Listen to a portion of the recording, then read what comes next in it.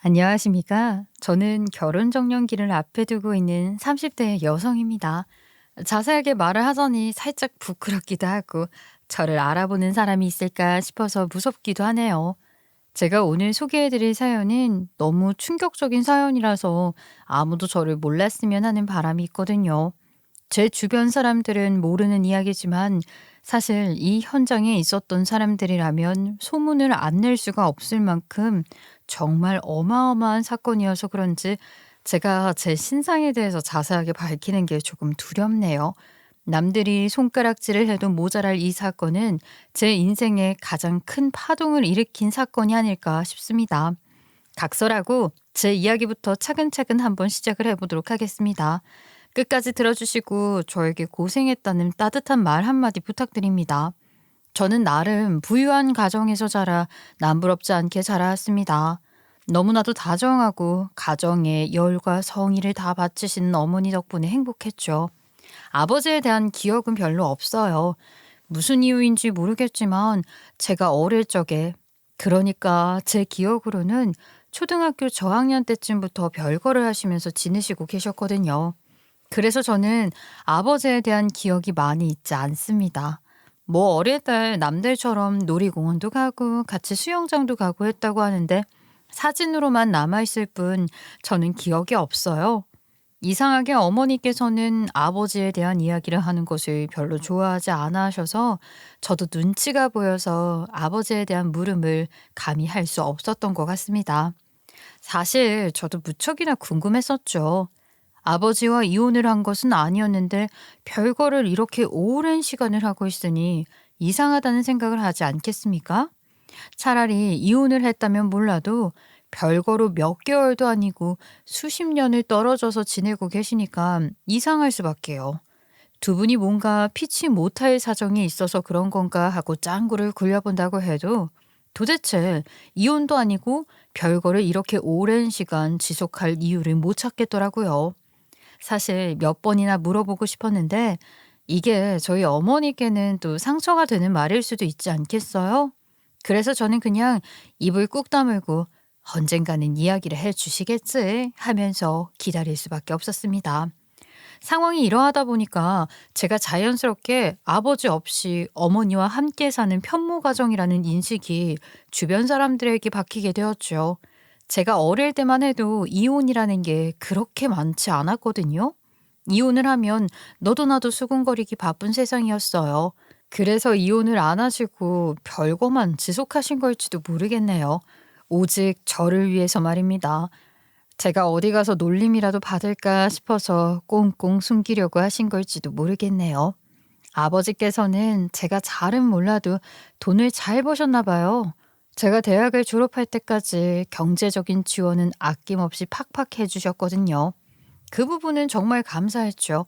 매달 생활비도 꼬박꼬박 주시는 건지 저희 어머니께서 일을 하지 않아도 늘 저를 위해 맛있는 음식을 차려주셨으니까요. 아무튼 저는 그렇게 아버지의 존재를 잊어버리고 살기 시작했어요. 학비 지원은 다 해주시고 저에게 간간히 용돈도 보내주셨지만 저는 그냥 감사합니다 하고 말았어요. 그렇게 대학을 졸업한 다음 저는 취직을 하게 되었습니다. 경제적으로 어려움이 없어서 그런 건지 저는 학급 친구들이랑도 잘 어울렸고 공부도 곧잘 했었어요. 서울에 있는 4년제 대학을 졸업해서 취업을 했는데 현실의 벽은 아주 어마어마하더라고요. 자격증을 따면 뭐합니까? 실생활에서 써먹을 수가 없는데. 저는 사회생활이라는 게 이렇게 정치로 똘똘 뭉쳐있는 건지 전혀 몰랐어요. 하루하루 지치더라고요.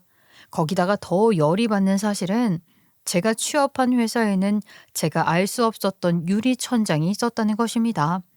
여자는 이래야지, 여자는 이 정도만 하면 돼 하는 기준으로 제 평가를 낮추고 군대를 다녀온 동기들의 평가는 높이 사주어서 그들은 승승장구를 하기 시작했거든요.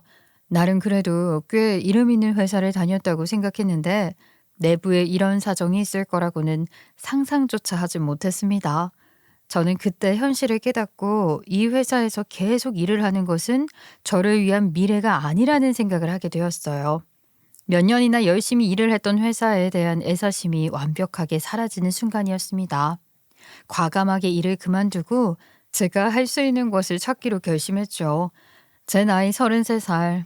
어쩌면 어릴지도 모르는, 어쩌면 인생의 기로에 놓여 있을지 모를 나이. 저는 제 미래를 위한 도약을 하는 거라 다짐하며 공부를 열심히 하기 시작했습니다. 요즘은 영어가 프리토킹 수준이 되어야 한다는 말에 실전 영어가 부족하다는 생각이 들어서 주말에 스터디를 나가게 되었는데, 그 자리가 직장인 취업인을 위한 자리였어요. 저는 그곳에서 정말 운명처럼 예비 남편을 만나게 되었습니다. 어학원 첫 수업 날 구석에 앉아 노트를 꺼내어 다들 앞으로의 계획과 어떤 식으로 공부를 하게 될 것인지의 설명을 듣고 있는데, 이상하게 그 시간 내내 뒤쪽에 앉은 한 남자의 시선을 느끼게 되었어요. 제가 너무나도 좋아하는 깔끔한 셔츠에 단정한 모습을 하고 수업에 집중을 하는 것 같으면서도 제 뒤통수를 뚫어지게 쳐다보는 듯한 느낌을 주는 남자. 저를 종종 바라보는 시선이 느껴지니 은근히 부담스럽기도 하더라고요. 그와 동시에 묘한 끌림까지 느끼게 되었습니다. 수업이 끝이 난 다음에 다들 정리를 하고 나가는데, 그때 그 남자가 제게 다가와서 아주 조심스럽게 말을 걸었어요. 저는 이게 제 예비 남편과 정말 운명적으로 서로의 끌림에 빠져들게 된 시작이라 생각해요. 안녕하세요. 전 박민재라고 합니다. 오늘 처음 오신 것 같은데 혹시 도움이 필요하시면 말씀하세요. 아, 네. 저는 김현주예요. 영어 공부가 좀 필요해서요. 그나저나 목소리가 참 좋으시네요. 앞으로 도움이 필요한 게 있으면 주저없이 부탁드려 보겠습니다. 그 말 후회하실지도 몰라요. 그럴까요? 저는 현주 씨가 부탁을 해주시면 참 좋을 것 같은데요. 전 벌써 여기서 수업을 들은 지 좀 됐거든요. 오늘 새로 오신 분이 많아서 오리엔테이션을 준비한다고 했었는데 현주 씨를 보자마자 이상한 끌림을 느꼈어요. 아, 저 이상한 사람 아니고 여자의 미친놈도 아니니까 너무 부담스러워하지 마시고요. 그렇게 말을 하니까 더 부담스러운 느낌인걸요? 하지만 무슨 말씀을 하시는지는 잘 알겠어요. 저도 처음에는 적응하느라 힘들었는데 같이 공부하면서 서로 도우면 좋잖아요. 그냥 호의라고 생각을 해주세요. 혹시 스터디실 말고 다른 곳에 뭐가 있는지 아세요? 모르시면 제가 설명을 좀 해드릴까요? 저쪽 복도 끝으로 가시면 시청각실이 있고 개인 공부를 할 수 있는 독서실도 있어요. 아, 정말요? 상당히 체계적으로 잘 되어 있네요. 회사 생활하려면 영어가 필수일 것 같아서 왔는데 잘 골라온 것 같아요. 혹시 무슨 일을 하고 계신지 물어봐도 될까요? 아, 제가 커피는 한 잔 사겠습니다. 한층 올라가면 커피를 마실 수 있게 카페가 있거든요. 감사해요. 여기 카페도 있군요. 저는 사실 얼마 전에 일을 그만두게 되어서요. 다시 준비를 하는 중이에요. 취업 준비 중이라고 하죠. 영어도 뭐 그 과정 중 하나고요. 아, 그러시구나. 어렵게 취업을 한 회사를 그만두다니. 힘든 결정이었겠어요. 하지만 새로운 도전을 위해 준비하는 현주 씨의 모습이 정말 멋지네요. 저희 두 사람은 서로의 꿈과 도전에 대해 이야기를 하며 점점 더 가까워졌어요. 시간은 빠르게 흘러갔고 한참 이야기를 하다 보니까 벌써 저녁이 되었더라고요. 저는 민재 씨와의 대화에서 꽉 막혀있던 미래에 관한 계획, 회사 생활에 대한 것에 대한 위로와 용기를 얻었어요. 그날 이후부터 저와 민재 씨는 주말에 같이 스터디를 듣고 꼭 카페에 올라가서 이야기를 나누게 되었어요. 서로에 대해 정말 많은 것을 알게 되는 시간이었죠. 서로의 성격이 어떤지, 성향이 어떤지 하나하나 알게 되는 진중한 시간이었어요. 그렇게 저희의 사랑은 운명처럼 시작이 되었습니다. 처음 만난 자리에서 느꼈었던 미묘한 끌림이라는 것은 시간이 지날수록 더욱더 깊어지게 되었고, 저희 두 사람은 서로의 인생에서 빼놓을 수 없는 존재가 되었어요. 저는 민재 씨와 함께라면 어떤 어려움도 극복할 수 있을 것 같다는 자신감을 느끼게 되었고, 그 사람 역시 저와의 미래를 구체적으로 그려가면서 행복해했어요. 저희 두 사람의 사랑은 운명 같은 것이었고 아름답게 시작이 되었다고 생각을 했었어요. 더군다나 더 기쁜 소식은 제가 스터디를 다니고 민재 씨를 만나서 연애를 시작한 다음에 바로 운명처럼 취직이 되었다는 겁니다. 제가 이전에 다니고 있던 회사보다 훨씬 더 좋은 조건에 더 유명한 회사로 말입니다. 저의 취업은 제 인생의 두 번째 도약이라고 생각하게 되었어요. 일이 술술 너무 잘 풀린다는 느낌을 받았다고나 할까요? 정말 이렇게 일이 잘 풀리려고 그동안 고생 아닌 고생을 했었나 보다 했죠. 이전 회사에 다녔던 경력을 살려서 새로운 회사에서는 과장으로 일을 할 수 있게 되었어요. 연봉도 많이 올랐고요. 그렇게 연애를 하면서 제 인생의 봄날을 맞이하고 있었죠. 그렇게 시간이 흘러 연애를 한 지도 1년이 지났을 때 민재 씨는 저에게 결혼에 대한 이야기를 꺼내왔어요. 우리도 이제 나이가 어느 정도 있으니까 결혼을 생각해보면 어떨까? 내 친구들이 하나둘 장가가는 모습을 보니까 결혼을 하고 싶다는 생각이 자꾸 들어. 그래서 말인데 이번 주 주말에 우리 집에 인사를 한번 드려보는 건 어때? 그냥 가볍게 결혼을 생각하고 만나고 있는 사람이 있다고 소개해드리고 싶어. 아, 조금 부담스럽긴 한데 나도 친구들이 자꾸 결혼 언제 할 거냐고 시간만 미뤄봐야 아이 가지는데 좋지 않다고 충고를 하긴 하더라. 그럼 가볍게 한번 인사라도 드리러 가볼까? 그렇게 약속을 잡고 주말에 예비 시댁에 인사를 드리러 갔는데 정말 깜짝 놀랐습니다. 아니, 저는 이런 환대를 받을 거라고는 생각도 못했어요. 왜 하와이에 가면 여자들이 목에 걸고 있는 꽃목걸이 같은 거 있죠? 그런 걸 준비해 두셨더라고요. 솔직히 좀 당황스러웠지만 내색은 안 했습니다. 저에게 꽃 목걸이를 걸어주시면서 예비 시모께서 엄청나게 반가워해 주셨어요. 아이고, 우리 아들이랑 결혼을 하고 싶다고? 결혼을 전제로 진지하게 만나고 있는 사이라지. 아우, 정말 너무 잘 됐구나. 딱 첫인상만 봐도 마음에 들어. 그래서 이름이 뭐야? 아, 저는 김현주라고 합니다. 저도 이렇게 인사를 드리러 오게 되어서 참 기뻐요. 이렇게 저를 환대해 주실 줄 알았더라면 조금 일찍 인사를 드리러 올 걸 그랬어요. 그러니까 말이야. 내가 딸이 없어서 정말 딸을 가지고 싶었거든. 우리 현주 씨가 내 며느리가 되어준다면 정말 딸처럼 엄마처럼 잘 지내고 싶어. 너무너무 기뻐. 저도 정말 기쁜걸요. 저는 솔직히 조금 걱정하긴 했었는데 저를 이렇게 환영해 주시니까 몸둘 바를 모르겠어요.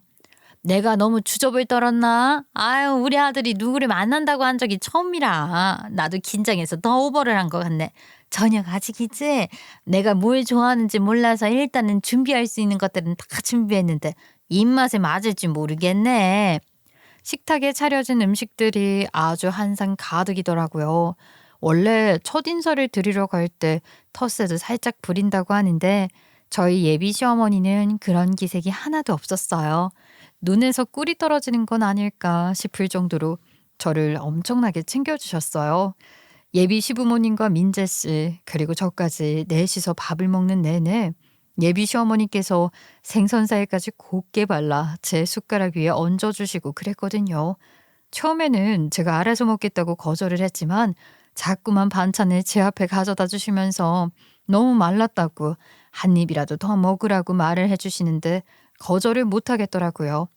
식사를 마친 다음에 과일을 내오시겠다고 해서 제가 설거지라도 조금 도와드릴까 싶어서 주방으로 가니 저를 내쫓으시더라고요.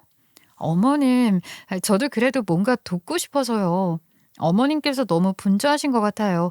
그럼 제가 과일이라도 깎을까요? 어머, 무슨 소리를 하는 거야. 우리 예비 며느리는 아무것도 하지 마. 결혼하고 나서도 아무것도 하지 마. 나는 우리 며느리한테 아무것도 안 시킬 거야. 내가 딸처럼 대해주고 싶다고 했던 거 기억나지? 우리 현주가 집에서는 어떻게 할지 모르겠지만 우리 집에서는 설거지도 하는 거 아니야? 알겠어? 아유, 어떻게 어머님 혼자 일을 하시는데 제가 지켜보기만 하겠어요. 저도 돕게 해주세요. 싫습니다, 며느님. 사위는 백년손님이라는데 며느리도 당연히 그래야 하지 않겠어? 나는 말이야 늘 생각해 왔었어. 우리 집에 시집 오는 귀한 따님 절대로 고생시키지 않겠다고 말이야. 나는 우리 예비 며느리가 이런 걸로 부담을 안 가졌으면 좋겠어. 진심이야. 어머님, 그렇게 생각해 주시니까 너무나도 감동이에요. 정말 제가 어떻게 말을 해야 할지 모르겠어요. 그냥 우리 가족이 얹어주는 사랑만 먹으면서 사세요. 우리 며느리 근심 걱정 하나 없이 늘 행복하게 웃을 수 있도록 우리 가족이 노력할게. 난 정말 이렇게 기쁠 수가 없어. 우리 며느님이 정말 우리 가족이 되어준다면 이보다 더 행복한 일이 없을 거야. 언제나 환영이야. 앞으로 우리 가족으로 함께 많은 행복한 시간을 보냈으면 좋겠다. 아유, 어서 와, 어서 와. 우리 집 딸이 되어줘서 정말 고마워. 저도 정말 저희 친정엄마 모시듯이 효도할게요, 어머님. 정말 예쁘게 봐주셔서 감사합니다. 그렇게 정말 극진한 대접을 받으면서 첫인사를 드리게 되었고, 저는 공식적인 예비 며느리가 되었어요. 물론 민재 씨가 저에게 결혼을 하자 하고 말을 한 것은 아니었지만, 양가를 서로 방문하면서 언젠가는 결혼을 할 사이로 기정사실화되고 있었죠. 그러면서 서로의 가족에 대해 많은 것을 알게 되었어요. 저에게 오랜 시간 별거 중인 아버지가 있다는 점, 그리고 제가 어느 회사, 어느 부서에서 일을 하는지까지 속속들이 알게 되었죠. 아무튼 저희는 서로를 이해하고 노력하며 더 좋은 관계를 맺기 위해서 상당한 힘을 썼습니다. 예비 시어머니는 딸을 가지고 싶었다고 말을 하시더니 저에게 가끔 주말에 연락해서는 단둘이서 데이트를 하자고 하시기도 했고, 매번 맛있는 음식을 대접하려고 해도 예비 시어머니가 먼저 계산을 하셔서 저는 늘 얻어먹는 꼴이 되었어요. 그런데도 너무 기쁘더라고요. 이렇게 편견 없이 너무 잘해주시는 예비 시어머니 덕분에 제 기분은 하늘을 날아가는 것 같았습니다. 하지만 언제나 시련은 오기 마련이지 않겠습니까? 이직을 한 회사에서 1년을 조금 넘는 시간 일을 했는데 몸이 말썽이더라고요. 회사가 큰 회사라 그런지 업무의 양도 어마어마했고요. 제 성격이 또 워낙 꼼꼼한 타입이라 일을 하나 하게 되면 2번, 3번 검토를 해야 하는 스타일인데, 업무 양이 많아지니까 그렇게 검토를 해가며 일을 하려고 했더니 시간이 부족하더라고요. 남들 다 퇴근하는 시간에 퇴근을 하지 못하고 무리해서 야근을 하며 일을 하다 보니까 몸이 축나기 시작했어요. 항상 6시, 7시에 퇴근을 하는데 저는 밤 9시까지 일을 해야 했거든요. 마감 기한은 얼마 안 남았지. 피로가 누적되어서 몸은 힘들지. 정신은 쏙 빠져서 자꾸 실수를 반복하니까 정말 그때부터는 일이 손에 잡히지도 않았어요. 직장 상사는 작은 일에도 크게 혼내는 사람이었지만 이번에는 제 실수가 너무나도 명백했기 때문에 다른 변명의 여지가 없었어요. 자꾸만 실수가 반복되면서 동료들도 저에게 조금 쉬어야 하는 거 아니냐고 물어보았어요. 하지만 제가 지금 당장 쉴 수 있는 상황도 아니었죠. 아직 자리를 제대로 잡았다는 생각을 하지 못했기 때문에 욕심만 자꾸 앞서 나가기 시작했어요. 하루는 회사에서 도저히 쓰러질 것 같은 기분이 들어서 점심시간에 밥을 포기하고 병원에 가게 되었는데, 의사 선생님께서 저에게 갑상선에 문제가 있다고 하더라고요. 덜컥 겁이 났죠. 지금 수치를 보니까 갑상선 기능에 문제가 있는 것 같거든요. 갑상선 저하증으로 확인이 됩니다. 갑상선 호르몬의 분비가 정상보다 낮은 상태입니다. 이럴 때는 휴식을 취하시고 약도 복용을 하셔야 해요. 네? 갑상선에 이상이 있다고요? 혹시 뭐 수술을 해야 한다거나 그런 건 아니죠? 여기 보시면 혹이 있기는 한데 이건 추적 검사를 해봐야 할 것 같고요. 갑상선 문제는 여러 가지 증상을 일으킬 수 있지만 가장 우려되는 부분은 임신에 영향을 줄 수 있다는 점입니다. 호르몬 불균형이 생식 기능에 영향을 미쳐서 임신이 어려워질 수 있습니다. 혹시 결혼하셨나요? 아니요. 하지만 할 계획이 있기는 해요. 임신이 어려워진다는 이야기가 불임은 아닌 거죠? 예, 그런 건 아니지만 호르몬 관련된 약을 드셔야 하니까 임신 자체는 어려울 수 있죠. 치료를 통해 수치를 조절한 다음부터는 문제가 없습니다. 그런 그 기간이 얼마나 걸릴지 확신할 수 없는 건가요? 개인 편차가 있으니까 단정질 수는 없죠. 개인마다 다 다르기 때문에 예측이 어렵거든요. 우선 치료를 시작하고 꾸준히 관리를 하는 것이 중요합니다. 갑상선 저하증 때문에 피로와 무기력함이 생길 수 있다고 하면서 저에게 휴식 관리가 가장 필요하다고 하더라고요. 그래서인지 부종이 있는 것 같고 피부도 건조해진 것 같았어요. 몸이 쑤시는 듯한 근육통도 이 증상에서 비롯된 걸 수도 있다고 하더라고요. 저는 약을 복용하기 시작했는데 약을 복용하고 나니까 몸이 더 지치는 것 같은 기분이 들더라고요. 결국 회사 일에 제대로 집중을 못하기 일쑤였고, 회의에서 나온 이야기들도 머릿속에 들어오지 않아서 보고서를 작성하는데 큰 어려움을 겪게 되었어요. 자꾸만 실수를 반복하다 보니까 회사 내부에서도 저에게 일을 맡기는 것을 피하고 있었고, 도움을 주겠다고 했던 동기들도 슬슬 제 능력이 한계치가 온 것은 아니냐면서 저를 피하기 시작했습니다. 저는 회사에서 완벽하게 소외를 당하게 되었어요. 그건 정신적으로도 육체적으로도 너무 힘든 일이었어요. 민재 씨에게 더불어 짜증을 내거나 화를 내는 일이 많아졌죠. 민재 씨는 제 기분을 살핀다며 비싼 레스토랑을 예약하고 저의 기분을 맞춰주려고 했지만, 저는 그런 것 하나하나가 너무 스트레스고 지쳐있는 상태였습니다. 결국에는 회사에서 아주 큰 실수를 했어요. 제가 글쎄 거래처에 보내야 하는 단가표에서 실수를 해서 회사에서 어마어마한 손해를 입게 된 것입니다. 이봐요, 김현주 씨. 이번 실수가 얼마나 큰 문제를 일으켰는지 알고 있나요? 이번 프로젝트는 회사의 중요한 일이었는데 당신 실수로 인해서 우리가 큰 손실을 입게 됐다고요. 도대체 무슨 생각으로 일을 처리한 거죠? 이 일에 대한 책임은 분명히 져야 합니다. 이번 일은 정말 실망스럽네요. 아마 윗선에서 그냥 넘어가지는 않을 것 같은데 김현주 씨가 모든 손해를 감수하고 퇴사를 해야 할 수도 있다고요. 갑자기 퇴사라니 눈앞이 캄캄해지는 것 같았습니다. 극도의 스트레스 때문인 건지 저는 그 자리에서 그냥 기절을 하고 말았어요. 저는 회사에서 바로 구급차를 타고 응급실에 가게 되었고, 정신을 차려서 눈을 뜨니까 제 앞에는 어머니와 민재 씨가 서 있었습니다. 괜찮아, 현주야? 이렇게 몸이 아프고 힘든데 왜 말을 안 했어? 쉬었어야지. 이렇게 수치가 안 좋았으면 쉬었어야지. 회사는 나 아직 처리해야 할 업무들이 남아있는데 일해야 하는데. 몸이 이렇게 안 좋은데 무슨 일을 하겠다고 그래. 그리고 회사에서 내일부터 출근 안 해도 된다고 하더라. 너 무슨 큰 실수를 저질렀다면서. 그래서 회사에서 이번 달까지 일하는 걸로 마무리하는 걸로 하자면서 남은 연차들 사용하는 걸로 처리하겠다고. 내일부터 나오지 말래. 나 지금 잘린 거야? 회사를? 차라리 잘 됐다. 이참에 건강관리하고 다시 취업하면 되지. 예, 마음 편안하게 좀 먹고 강박관념에서 벗어나고 회사 안 다닌다고 뭐 죽을 병 걸린 건 줄 아니? 네 몸이 우선이야. 저는 하염없이 눈물이 흘렀지만 아무런 말도 할 수 없었어요. 제 실수로 비롯된 일이었기 때문에 당연히 받아들여야 하는 일이라고 생각하게 되었죠.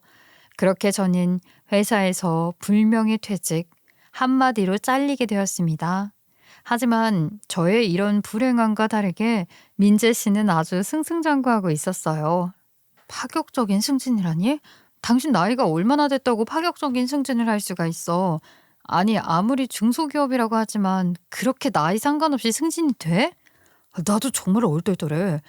우리 부서가 좀 혁신적으로 일을 하자고 해서 다들 직급과 상관없는 상태로 일을 하고 있었는데, 내가 기존 방식이랑 다르게 새로운 아이디어를 짜내면서 우리 사내 인트라망을 구축해낼 수 있었어. 내 업무 능력을 인정받은 거지. 기술 혁신이라면서 나를 그저 팀원으로 두면 안 된다는 회사 내부의 의견이 있었대. 사내 인트라망뿐만 아니라 개척 사업을 해보는 건 어떠냐면서 내 성과를 더 돋보이게 할 수 있게 이사 자리를 주시겠다는 거야. 최연소 임원이 되는 거라고. 정말? 최연소 임원? 와, 너무 좋겠다. 나는 이번에 회사에서 잘리면서 앞으로 뭘 해먹고 살아야 할지 막막한데 당신은 승승장구하네. 나 혼자서만 성공한 거라 생각하고 싶지 않아. 우리 팀원들이 있었으니까 가능한 일이었지. 팀원들이랑도 더욱 사기 충전해서 일할 수 있게 밥이라도 한번 사야겠어. 당신이랑 함께 있으면 나는 아무것도 할 수 없는 사람 같아.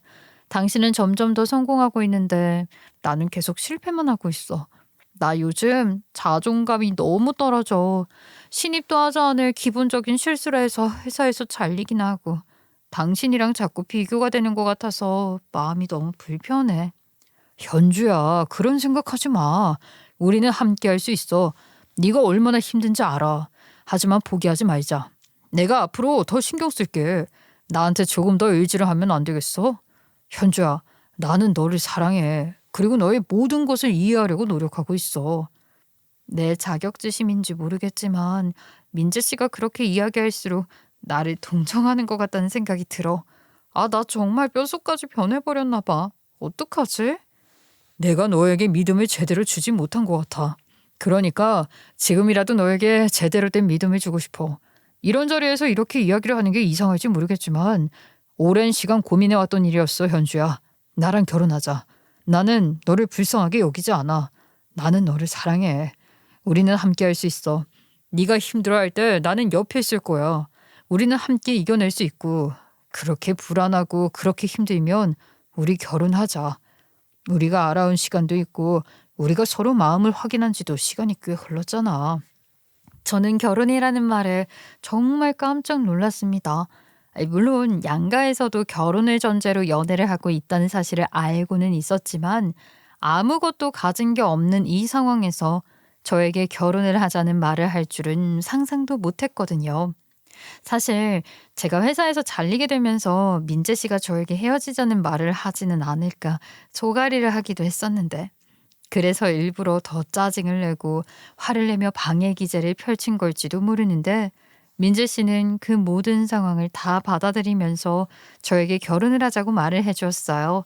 제가 꿈꿔왔던 결혼, 저를 늘 예뻐해 주시는 시어머니를 생각하면 민재 씨와의 결혼이 또 다른 제 인생의 돌파구가 될 수 있을지도 모른다는 생각을 하게 되었어요. 그래서 저는 고개를 끄덕이고 정말 정식으로 결혼에 대한 허락을 받으러 민재 씨의 집으로 다시 한번 방문을 하게 되었습니다. 그래도 첫인사를 드렸었던 때 이후로 예비 시어머니와는 간간히 연락도 하고 데이트도 하고 그랬었는데 이렇게 결혼이라는 확실한 인사를 드리러 간다고 생각을 하니 떨리는 건 어쩔 수 없더라고요. 그래. 왔니? 아이, 무슨 할 말이 있어서 여기까지 찾아오고 그래. 집 정리도 제대로 안 되어 있는데. 아이, 대충 밖에서 말하지. 제가 회사 일이 바빠서 최근에 자주 찾아뵙지 못했었는데 그래서 기분이라도 상한 것인지 묘하게 저를 불편해하시는 것 같은 느낌을 받았어요. 하지만 저는 긴장된 마음을 뒤로한 채 웃으면서 서글서글하게 대답을 하려고 했죠. 제가 너무 오랜만에 찾아뵙죠.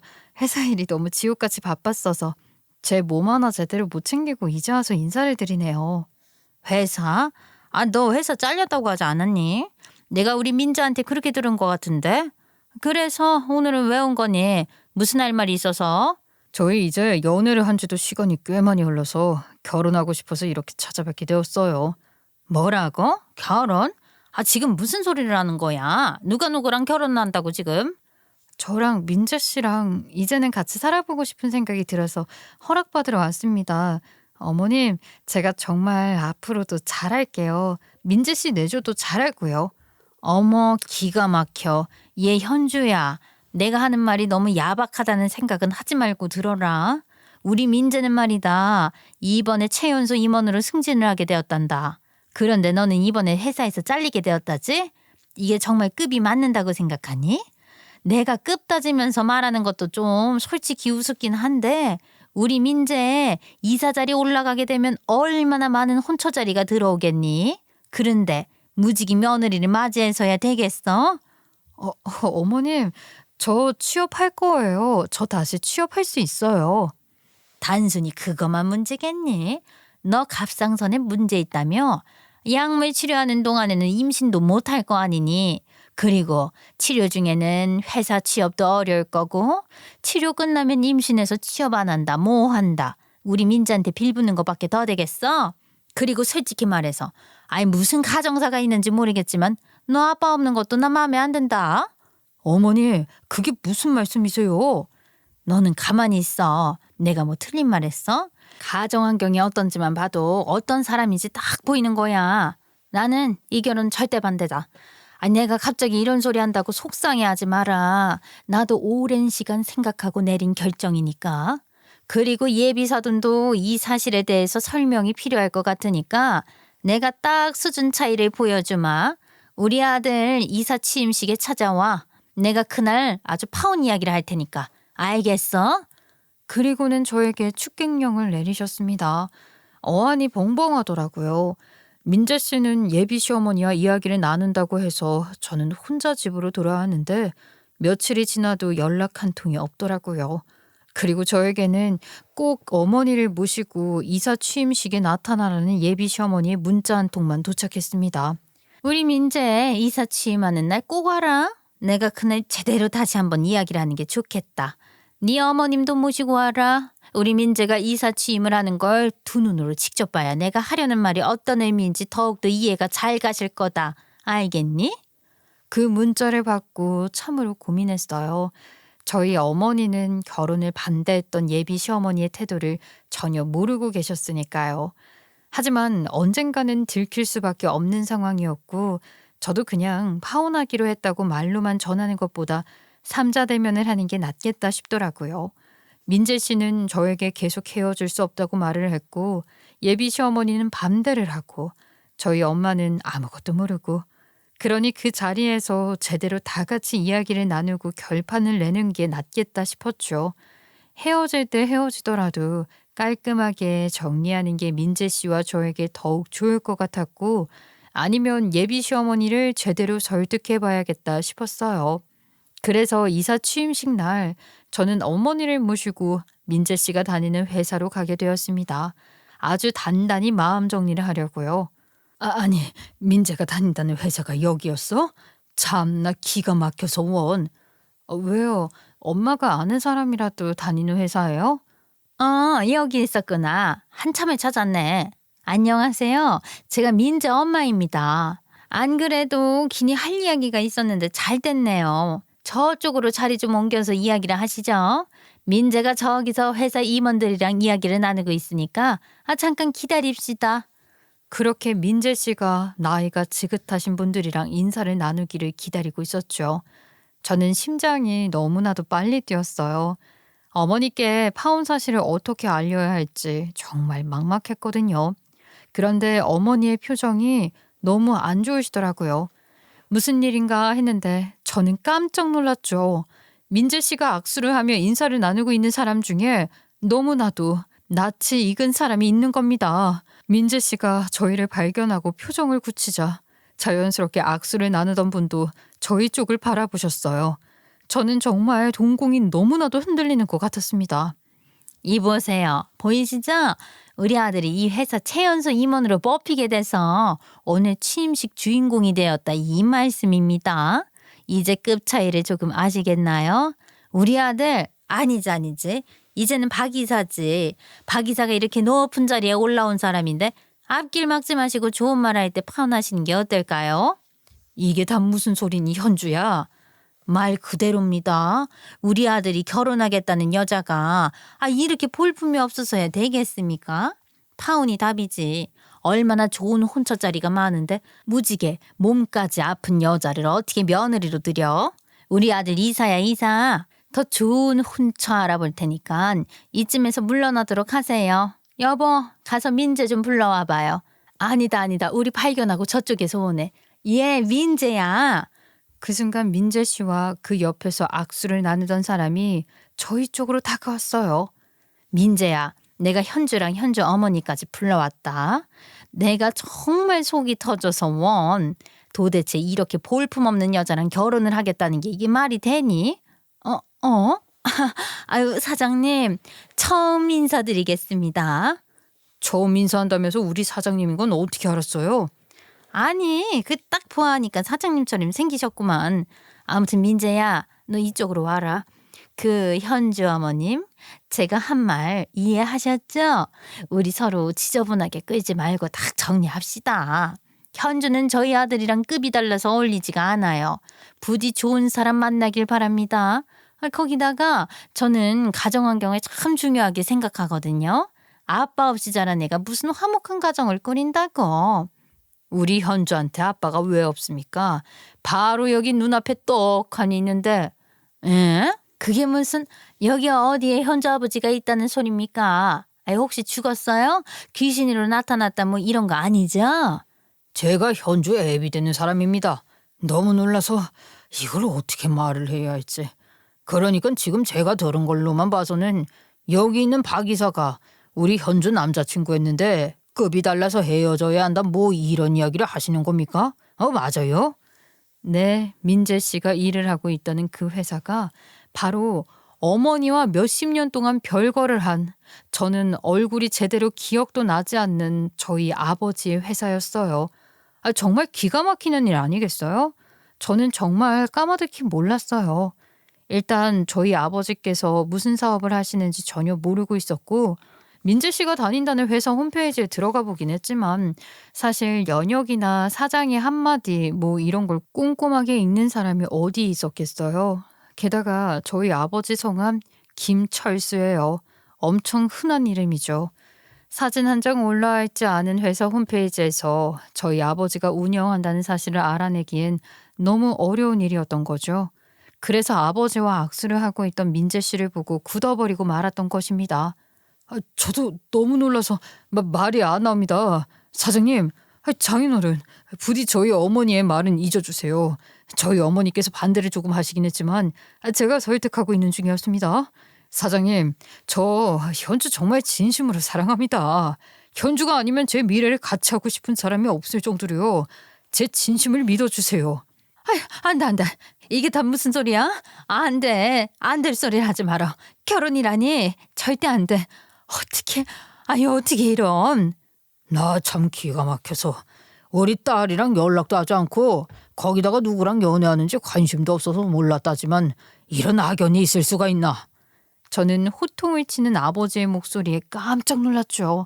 취임식 때문에 사람들이 하나둘 들어오고 있었기에 다 같이 자리를 옮겨서 이야기를 나누게 되었습니다. 그리고 저는 그 자리에서 끔찍한 사실을 알게 되었죠. 그러니까 정말 상상도 못할 이야기였습니다. 아니, 민재 씨와 악연이라니요? 이게 다 무슨 말씀인지 모르겠어요. 제가 알아들을 수 있게 이야기를 좀 해주시면 안 될까요? 나 참 기가 막혀서. 당신은 알고 있지? 내가 당신을 만나기 전에 열렬히 사랑했던 여자가 있었다는 것을. 그 여자와 결혼을 하려고 했었는데 내가 가난한 고아라는 이유로 억지로 헤어져야 했었다는 사실을 말이야. 그때 심지어 그 여자가 내 아이를 가진 산모였음에도 집안의 반대로 헤어져야 했다는 사실을. 아이고야 있죠. 그 모든 사실을 알면서도 당신이랑 결혼하겠다고 결정을 내린 건 저였으니까요. 하지만 그 여자에게 계속해서 돈을 보내주고 그 아들을 챙긴다는 걸 알게 돼서 내가 화가 나서 별거를 시작하게 되었잖아요. 근데 그 이야기를 왜 하시는 거죠? 아니, 설마 그럼 저 여자가 현주와 만나고 있었던 저 남자의 어머니라는 말이에요? 그럼 저 최연소 이사로 등재된 사람이 당신 아들이라고요? 이게 다 무슨 개뼈다귀 같은 소리입니까? 제가 지금 누구 아들이라고요? 잠깐만요. 저에게 뭐 출생의 비밀이 있었다고요? 그래, 자네가 내 아들이라고. 윤정숙 저 여자가 나의 아이를 임신했음에도 불구하고 집안의 반대로 헤어지게 되자 집안에서 연결해준 남자랑 바로 시골로 올렸어. 나의 아이를 가진 채로 그 상실감에 어떻게든 성공을 해야겠다고 이 약물고 버텼다. 돈이 전부라고 생각하고 버텼어. 그러다가 지금의 안사람을 만나게 되었고, 물론 윤정숙 저 여자가 자네를 위해 돈이 필요하다고 해서 돈을 보내주다가 내 별거를 하게 되었지만 그제야 저는 다 알게 되었죠. 어머니께서 아버지와 별거를 하게 된 이유가 바로 이런 속사정이 숨어 있었던 것입니다. 그래서 저에게 계속 비밀로 하고 있었던 것이에요. 그게 무슨 소리입니까? 내 아들입니다. 윤정숙이랑 나랑 연애할 때 생긴 아이라고요. 그래서 서둘러서 결혼까지 했는데 누가 누구 아이라고 말을 합니까? 이게 무슨 소린지 내가 이해를 못하겠는데요. 민재 저놈 어릴 때부터 심장이 아파서 미국 가서 수술하지 않았습니까? 미국에서 학교 다니면서 내가 수술비에 입원비까지 전부 지원을 했는데 대기야말로 자기 아들 아니라면서 돈 못 준다고 했다면서요. 우리 아들이 심장이 왜 아파? 평생 미국은 가본 적도 없는 놈인데 어디서 학교를 나와? 이놈이 얘 토종 한국인이야, 한국인. 아니 그럼 저 말은 제가 사귄 남자친구가 저와 남매라는 말 아니겠냐고요. 저도 너무 기가 차서 손이 달달 떨렸고 예비 시어머니인 그 여자가 무슨 말을 하는지 들어봐야 됐어요. 그 말에 모든 시선이 예비 시어머니에게 집중이 되었죠. 온몸을 발발 떨면서 아무런 말을 하지 못하는 예비 시어머니에게 아버지도 예비 시아버지도 빨리 입을 열어서 말을 해보라고 재촉을 했어요. 예비 시아버지가 호통을 치자 깜짝 놀란 시어머니가 입을 열었습니다. 그러니까 민재는 우리 현 남편의 애가 맞아요. 그나마 다행이다 싶었어요. 일단은 남매지간은 아니라는 말이니까요. 사건은 아주 옛날로 거슬러 올라가야 했어요. 그러니까 저희 아버지와 예비 시어머니는 연애를 했었으나 집안의 반대로 헤어지게 되었다고 했잖아요. 그때 예비 시어머니는 집안에서 정해준 남자와 양다리를 걸치고 있었던 겁니다. 아이를 가졌는데 누구 아이인지 몰라 결국 가난했던 아버지를 버리고 돈이 좀 있는 예비 시아버지에게 시집을 가게 된 것이지요. 태어나자마자 불안함에 친자 검사를 했는데 예비 시아버지의 아이가 맞더랍니다. 하지만 살면서 사치스러웠던 예비 시어머니는 돈이 필요했고 아버지가 결혼을 해서 가정을 꾸렸다는 소식을 수소문에서 접하고 사업까지 성공했다는 이야기를 전해 듣자마자 유전자 검사지를 조작해서 만들어 저희 아버지께 보내면서 아이가 우리 아버지의 아이다. 아이가 아픈데 남편이 신경을 써주지 않는다면서 책임을 지라 했던 거죠. 아버지께서는 몰래 돈을 보내주셨다가 이거를 어머니께 들키게 되었고 엄마께서는 별거를 하자고 하신 거예요. 예비 시어머니는 민재 씨에게 심장병이 있는데 미국에서 수술을 받아야 한다. 거기는 의료보험이 안 되어서 억 단위의 돈이 든다 하면서 야금야금 저희 아버지께 돈을 받아갔고 20살이 될 때까지 매달 100만 원의 양육비도 받아 챙겼다고 합니다. 아버지께서는 그래도 본인의 씨앗이라 생각했으니 아이는 살려야 한다고 생각을 하셨대요.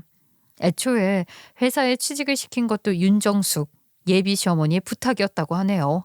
취업으로 고통받는다고 자리 하나만 만들어주면 더 이상 요구를 하지 않겠다고 그렇게 딜을 했고 아버지께서는 자리를 만들어주신 거죠. 하지만 성과는 성과대로 잘 내고 하니 승진을 시켜주려고 했는데 예비 시어머니가 떡하니 이사 자리를 내놓으라고 했답니다. 그거면 평생 누구의 아들인지 비밀로 하고 정말 마지막으로 요구하는 거라면서 말이죠. 만약 민재 씨에게 능력이 없었다면 아버지께서도 거절을 하셨겠지만 민재 씨의 능력이 출중했고 회사에서 오래 일을 했으면 하는 바람이 있어 그 마지막 요구를 들어주었다고 하더라고요. 또 피가 섞였다고 하니까 알게 모르게 옆에서 지켜보면 좋겠구나 하는 생각을 했을 수도 있죠. 그런데 이 사실이 이렇게 여기서 까발려질 줄 알았겠습니까? 아이 그럼 여태까지 나에게 내 아들이라고 갈취해간 돈은 뭐야? 심장병이라더니 그것도 아니고 미국에서 학교를 나온 것도 아니면 그게 뭐야? 분명히 이력서에는 미국에서 학교를 졸업한 걸로 나와 있었는데. 내가 조작 좀 했어요. 우리 아들 이력서 내가 손봐서 보낸 거라고. 아이고 민재야, 너는 어떻게 만나도 이런 악연을 만나서 일을 이렇게 꼬아. 어머니가 뭘 잘했다고 저한테 지금 큰 소리를 치십니까? 도대체 몇 명을 얼마나 속여먹은 거예요? 어머니, 제가 이 상황을 어떻게 받아들여야 하냐고요? 나라고 일이 이렇게 될 줄 알았겠니? 전혀 몰랐지? 아이고. 이거 완벽하게 사기 아니야. 그동안 나에게 갈취해간 돈이 수억에 달한다고. 매달 양육비 받아가고 수술비에 입원비. 내가 진짜 미리 알아봤어야 했는데 어쩐지 살면서 얼굴 한 번을 못 보게 하고 사진만 몇 장 쥐어주더니 이런 속셈이 있었던 거였어. 당신이 제정신이야? 이렇게 소름 돋는 여자인 줄은 꿈에도 몰랐어. 어떻게 이 많은 사람들을 수십 년 동안 속여먹을 생각을 해. 이런 미친 여자 같으니라고. 소름 끼쳐서 얼굴을 보고 살고 싶지도 않아. 내 친자가 확실하긴 해. 당장 친자 검사해. 완벽하게 취임식은 개판이 났어요. 민재 씨는 상황이 너무나도 고통스러웠는지 취임식이 시작되기 직전에 밖으로 뛰쳐나가 돌아오지 않았고 결국 취임식은 취소가 되었습니다. 취임식을 보러 온 사람들만 웅성웅성 난리가 났지요. 결국 그날 저는 집에 와서도 멘털이 털털 털려서 아무런 말도 하지 못하고 밥도 먹지 못했어요. 그리고 민재 씨가 보낸 더 이상 만날 수 없다고 회사도 그만두고 멀리 떠날 거라는 연락을 마지막으로 그의 휴대폰은 없는 번호라는 멘트만 나오게 되었습니다.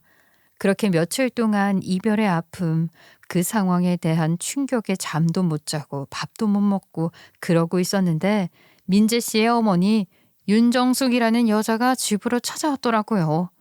뻔뻔하게 어떻게 여기에 얼굴을 들이밀 생각을 합니까? 소름 끼쳐서 더 이상 그쪽 집안 가는 영관을 가지고 싶지 않습니다. 도와주세요. 우리 민재가 사라졌다고요. 남편은 이혼하자고 소송이라도 걸겠다고 난리를 치지. 제가 앞으로 어떻게 살 수 있겠어요? 자식 잃고 남편 잃으면 제발 저 좀 도와주세요. 여태 도와줬는데 뭘 더 도와줍니까? 더 이상은 도와줄 이유도 없고, 아니 우리도 당신을 사기죄로 고소하기로 했습니다. 남편이랑 오랜 시간 별거를 하게 만든 장본인이 뻔뻔하게 찾아와서 도와달라고 하니 내 무슨 말을 어떻게 해야 할지 모르겠네요. 뭐라고요? 날 고소한다고요? 왜? 내가 뭘 잘못했는데? 나는 나에게 주어진 기회를 이용했을 뿐이야. 우리 남편의 친자도 아님에도 불구하고 그동안 수억을 갈취해간 점 그거 절대로 용서 못해요. 기회를 이용했다고요? 이런 파렴치한. 살려주세요. 저 지금 돈 한 푼 없이 이혼당하게 생겼다고요. 아들까지 잃게 생겼다고요. 당신이 저지른 일인데 누구한테 책임을 전가하시는 겁니까? 이렇게 될 줄 모르고 그렇게 무서운 짓을 아무렇지도 않게 했어요? 다 까발려줄 줄 누가 알았겠어. 그냥 조용히 나만 입 다물고 살면 장땡이라고 생각했는데. 당신은 지금도 그렇게 책임을 다른 사람에게 넘기고 싶은 거야. 자기 잘못은 모르고 끝까지 피해자인 척하고 싶은 거라고. 나요. 이렇게는 못 살아. 제발 나 한 번만 살려줘요. 내가 다 잘못했어. 내가 반성할게. 나 이혼도 당하고 싶지 않고 우리 아들이랑 영영 헤어지고 싶지도 않아. 당신이 저지른 죄가 앞으로 평생 받게 될 겁니다. 속죄하면서 사세요. 우리에게 그동안 갈취해간 돈 다 뱉어내야 할 겁니다. 내가 돈이 어디 있어서 그 큰 돈을 마련합니까? 제발 저에게 선처를 베풀어 주세요. 선처? 그동안 당신이 불쌍해서 우리 남편이 불쌍해서 이혼도 못하고 소가리만 하면서 별거를 하고 지낸 내 세월은 그건 어떻게 보상할 건데. 당신 아들이 아프다고 해서 나는 도와주고 싶지 않았어도 남편의 모습이 안쓰러워서 도와주라고 했어. 내 찢어진 가슴은 어쩔 건데. 그렇게 아량을 베풀어줄 만큼 앞으로도 베풀어줄 수 있잖아요. 없어. 더 이상은 못해. 여태까지 베푼 게 내 아량의 끝이야. 당신 아들 살리겠다고 우리 남편이 야근을 하고 밤새 회사 일에 묶여있는 걸 보면서 내 속이 얼마나 터져나갔는지 알아? 그렇게 돕고 싶으면 짐 싸서 나가라고 하니까 나가더라.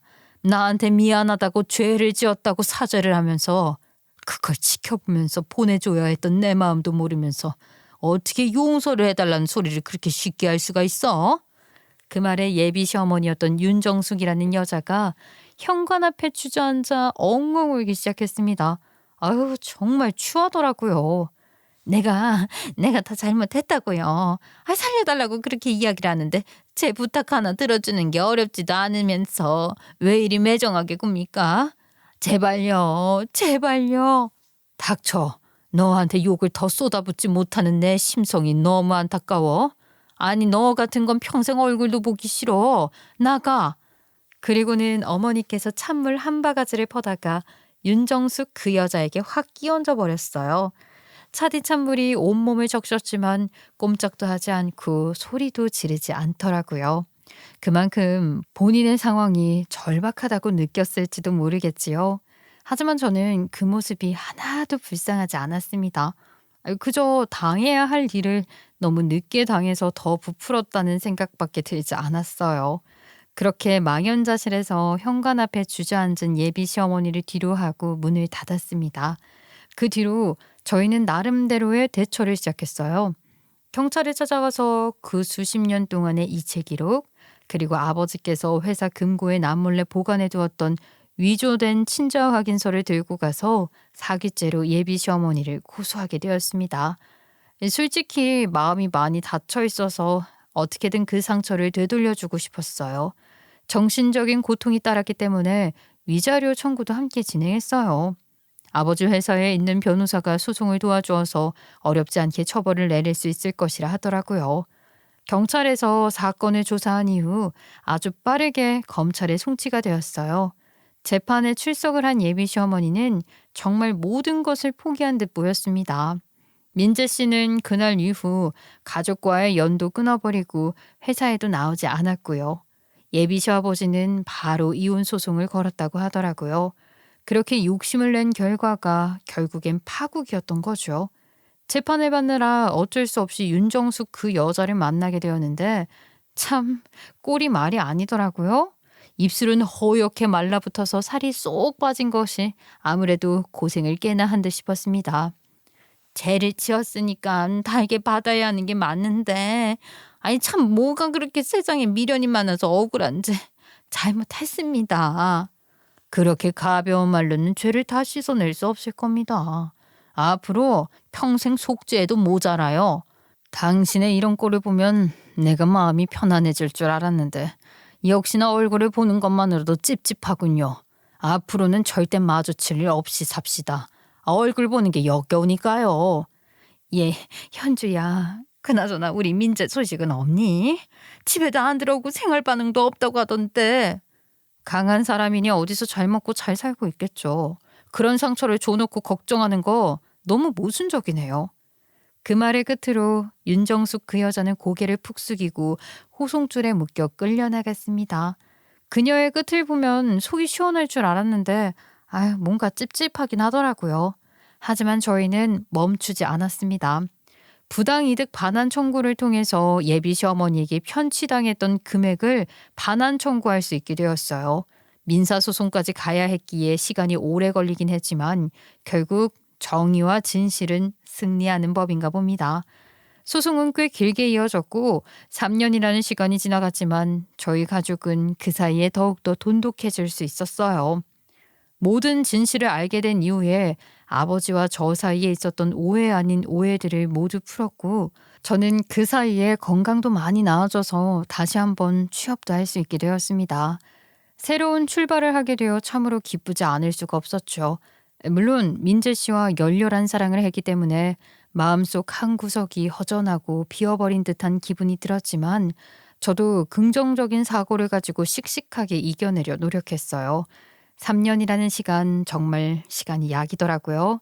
아직 좋은 사람을 만나지는 못했지만 좋은 사람을 꼭 찾아서 결혼을 해야 하는 걸까 하는 생각을 하게 되더라고요. 혼자서도 너무나도 아름답게 즐길 수 있는 삶이니까요. 어떤 미래가 다가올지 모르니 항상 정직하고 성실하게 행동하는 것이 참 중요하다는 것을 깨닫게 되었어요. 더불어 우리 가족이란 삶에서 아주 중요한 지지자이며 이 관계를 유지하는 것이 인생에 있어 가장 중요한 일이라는 것도 깨닫게 되었어요. 오해가 있으면 고집 부리지 말고 빨리 풀어야 한다는 것도요. 부모님께서도 저에게 그런 비밀을 숨겨온 것에 대해 진심으로 사과를 하셨습니다. 물론 부모님의 잘못은 아니었지만 저에게 진심을 이야기해 주시니 저도 그렇구나 하며 이해가 되더라고요. 삶은 때때로 예상치 못한 실망과 어려움에 직면할 수 있는 것 같아요. 이를 극복해내는 것도 성장해내는 것도 제 능력이겠죠? 앞으로는 더 긍정적인 사고를 가지고 힘내서 살아보려고 합니다. 여러분들께서도 저를 응원해 주셨으면 좋겠습니다. 제 이야기는 여기서 끝이 나지만 앞으로 펼쳐질 제 미래는 무한하다 생각합니다. 더 열심히 내일을 살아보겠습니다. 감사합니다.